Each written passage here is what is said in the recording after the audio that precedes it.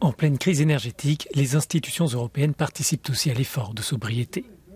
La Commission européenne a réduit de 2 degrés le chauffage ainsi que l'humidification de ses bureaux. Ces décisions font suite à une baisse de 20% de la consommation totale d'énergie pour la période 2015-2021.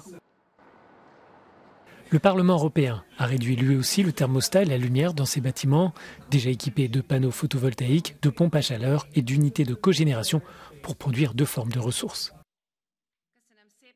L'hémicycle a renoncé à 14 projets de travaux de rénovation pour pouvoir payer ses factures énergétiques. Toutefois, la question de la consommation d'énergie au Parlement n'est pas réglée pour de nombreux eurodéputés. Dans la situation actuelle, je trouve totalement injustifié que le Parlement européen chauffe et éclaire 2 endroits et que nous continuions à nous déplacer entre les 2 sièges.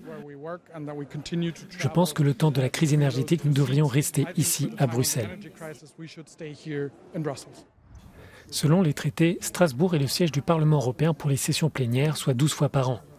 Les députés, qui mènent leurs travaux quotidiens à Bruxelles, se retrouvent cette semaine et pour la 2e fois en octobre dans la capitale alsacienne. La localisation de Strasbourg a des origines historiques, mais qui apparaissent dépassées aujourd'hui pour certains élus.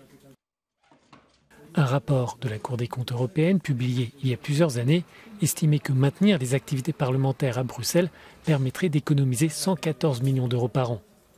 Le document soulignait aussi que les déplacements à Strasbourg représentaient 19 000 tonnes de carbone supplémentaires.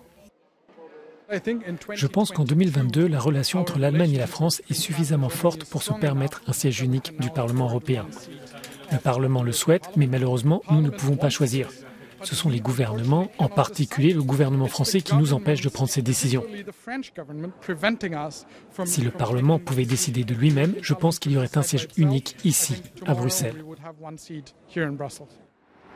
Dans une résolution adoptée en janvier 2020, le Parlement européen demandait aux États membres de s'entendre sur un siège unique pour l'hémicycle, mais sans préciser lequel.